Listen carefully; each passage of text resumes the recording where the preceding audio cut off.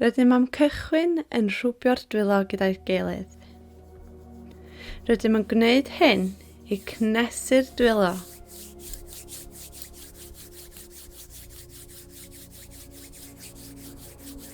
Pan mae'r dwylo yn teimlo'n digon cynnes, rydym am rhoid nhw ar ein llygyd. Gadewch i'r cnesrwydd trosglwyddo i'r gwyneb wrth i'r llygyd cau yn fyma. Gadewch i'r gwyneb stracio, i'r gwefusau ymlacio, ac yr pen teimlo'n braf. Sylwch ar eich anadl wrth o ddod i fewn i'r corff a ddod allan. A pan mae'r dwylo'n barod, dewch ar dwylo i lawr. Rydym yn sylwi ar sut mae'r anadl yn teithio wrth i ni arafu gyda phob anadl i fewn a gwneud pob anadl yn dyfnach.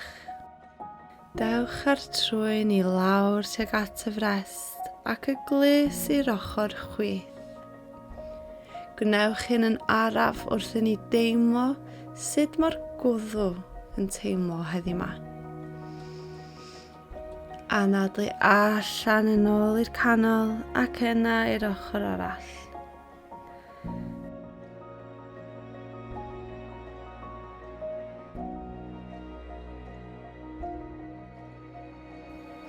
Mae'r trwyn yn dod yn ôl i'r canol, rydym yn edrych i lawr, a mae'r dwylo yn dod i fyny'n uchel wrth i ni ddod ar dwylo at ei gilydd yn gweddi.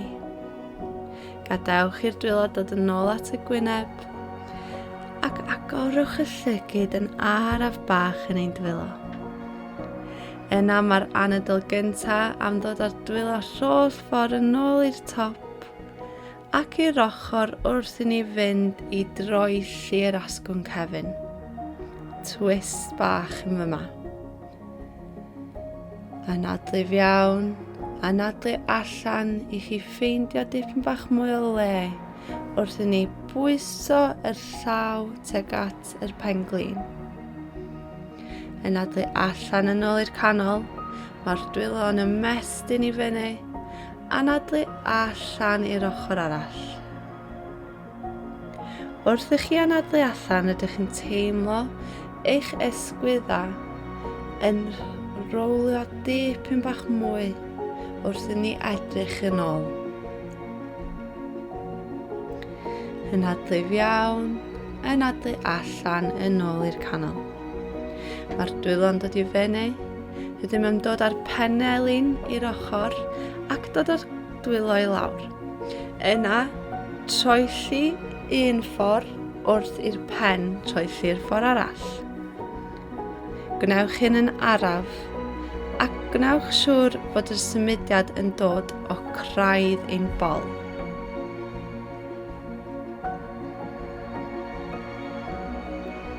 Da iawn. Yn symud gyda'r anadl wrth i'r dwylo fynd un ffordd a'r pen a'r llygyd fynd ffordd arall. Teimlwch braf yn yr twist wrth i ni ddechrau cyflwyno symudiad i'r cefn. Unwaith rydych yn barod, pwyswch yr dwylo ymlaen ac i fyny, anadlu allan yr dwylo i'r ochr. Rydym yn cysylltu'r dwylo tu ôl i'r cefn ac yn pwyso'r sgwyddo ymlaen ac i lawr wrth i ni dynnu yr shoulder blades at ei gilydd. Allwch fynd yn dyfnach wrth gadael y pen disgyn yn drwm ac yna tynnu yn ôl i fyny. Estyn yr traed allan a rydym am codi y pen-glin ar droed dde dros y coes chwith. Mae penelin y braich chwith am ddod rownd y pen-glin dde a rydym am edrych yn ôl. Am twist bach yn fyma. I wneud yr troelli yn dyfnach, gadewch ar llaw chwith rhwng yr gap yn y goes i gysylltu gyda'r llaw dde.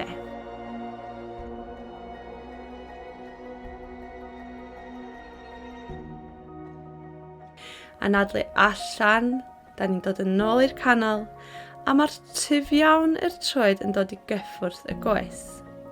Anadlu fiawn ymestyn i fyny, anadlu allan, plygu ymlaen, nes mae'r bol yn cyffwrdd top yr goes. Gadewch i'r pen disgyn yn drwm, cyn rowlio nôl i fyny, ac yna swapio i'r ochr arall. Mae'r droed chwith yn dod dros yr goes dde, a rydym yn mynd ar llaw chwith yn ôl wrth i ni geisio chwilio am yr twist na. Opsiwn ydy mynd ar llaw trwy gap yr coesa. Cofiwch, mae hyn yn neud yr troelli yn dyfnach, felly opsiwn yn unig ydy hyn. Yna da ni'n ceisio chwilio am cysylltiad gyda'r bysedd.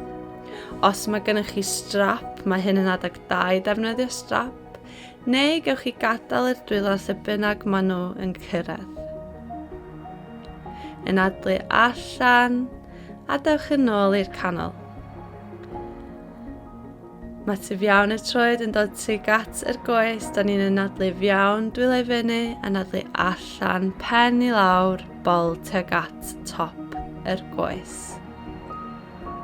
Efallai mae top y pen yn gallu cyffwrdd y pen glin, efallai ddim. Cymryd anadl difyn i fiawn wrth i chi anadlu allan codi'n araf bach. Rydym am ddod i'n malas yna yn fyma, gyda'r traed yn cyffwrdd gyda'i gilydd, ac rydym yn gwneud yr cluniau yn ysgafn wrth rocio'r pengliniau yn yr ochr.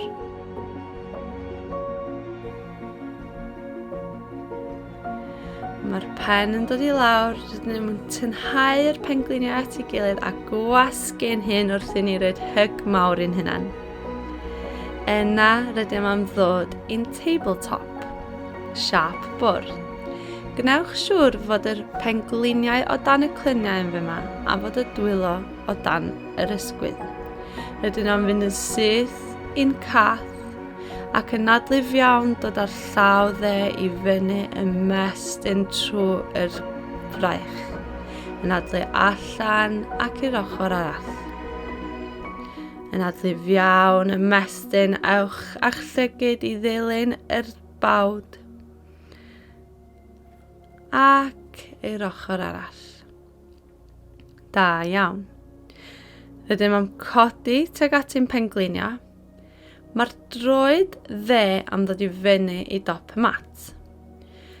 Da ni am pwyso ymlaen wrth codi yr dwylo i fyny'n uchel. Anadlu allan, mae'r dwylo yn dod tuag at y canol ac rydym am twistio i'r ochr. Pwyswch y dwylo tuag at ei gilydd yn fyma, ac yna mae yna opsiwn i anadlu allan wrth i chi ymestyn y dwylo allan i greu llinell sydd. Yna rydym am fynd yn ôl tuag at y canol, dwylo ar y llawr, pen glin yn ôl, a pwyso rholl ffordd i fyny, a swapio coes. Camu y droed chwith ymlaen, mae'r dwylo yn mynd i fyny a rydym yn pwyso'r cluniau ymlaen. Anadlu allan dwylo tuag at y canol a twist i'r ochr chwith. Pwyswch y penelyn tuag at yr pen glin, a na i droi rownd fel fod chi'n gallu gweld yn well. Gnewch siŵr fod chi'n dal hwn yn gry, pwyso tuag at y trwy'r traed a anadlu allan ymestyn y dwylo allan. Gwych, rydym yn gryf yn fyma, mae'r dwylo'n dod yn ôl at ei gilydd ac yna ar y llawr. Mae'r pen glin yn mynd yn ôl tuag at tabletop, rhowliwch trwy eich cath ac yna'r fuwch, wrth symud yr asgwrn y cefn gyda'r anadl ac yna rowlio yn ôl i fyny.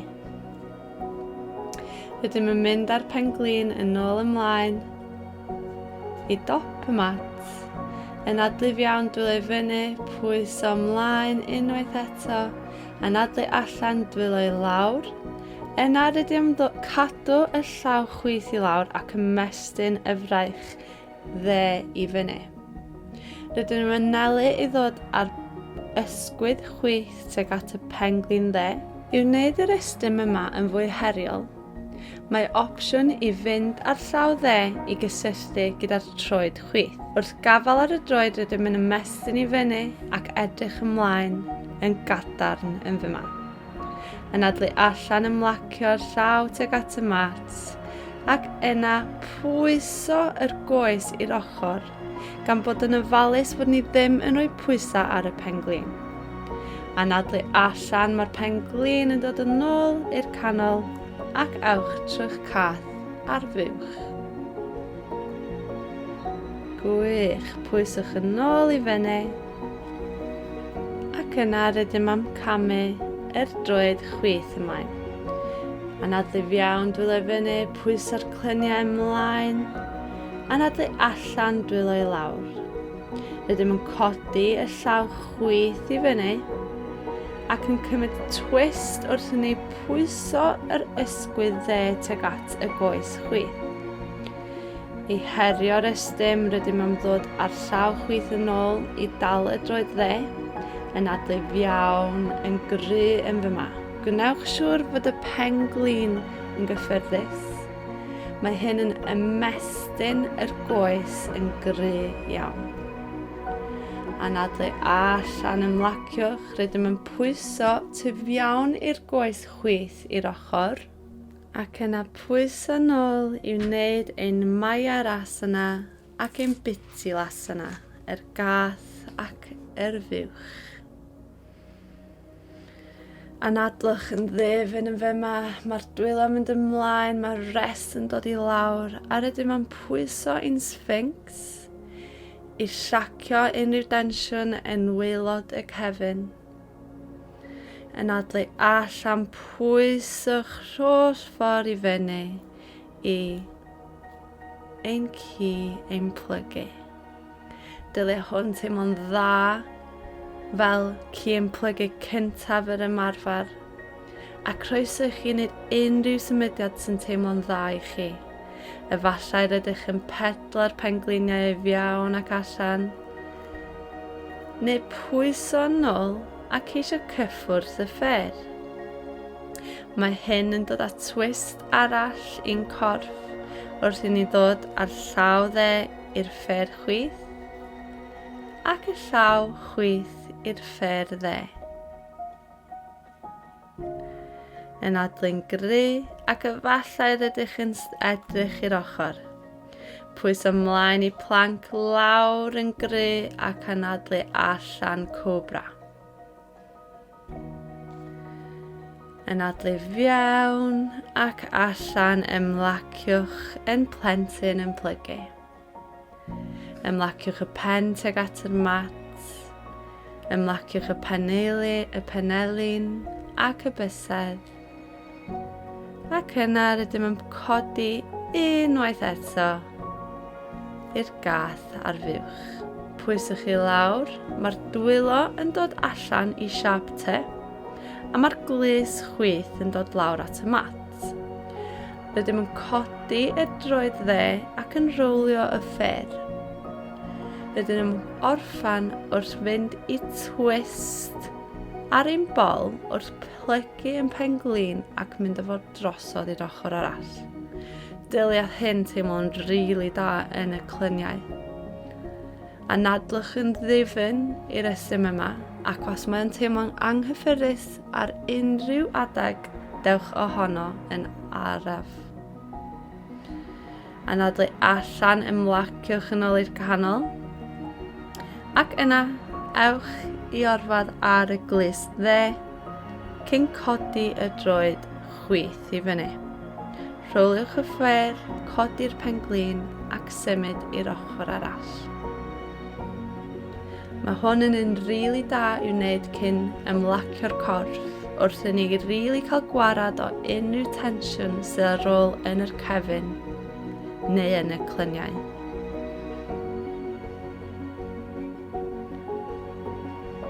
Anadl difyn i fewn ac allan cyn rowlio yn ôl ar ein bol. Gadewch i'ch pen ymlacio yma.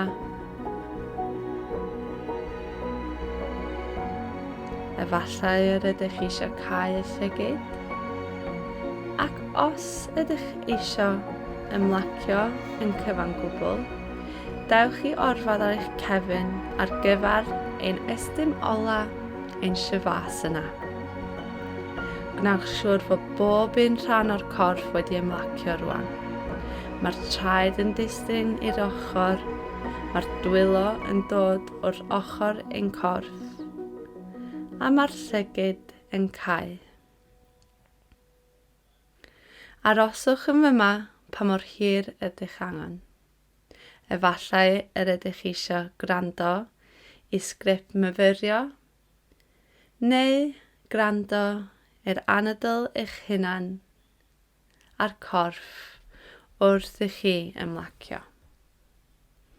Rydw i'n awgrymu eich fod chi yn cymryd amser yn fyma i'ch hun. Pan ydych yn barod i ailgychwyn, yna rowlio ar ochr eich corff i'r recovery pose a cymwch ofal ac amser wrth codi i fyny yn araf bach. Pan ydych wedi codi, dewch i eistedd yn sukhasana ein easy pose a cymwch stretch difyn wrth i ni anadlu allan trwy'r trydydd llygyd, drwy'r galon, namaste. Diolch am ymarfer gyda fi heddiw yma. Gobeithio fod chi'n mwynhau gweddill eich diwrnod a welai chi eto ar y mat.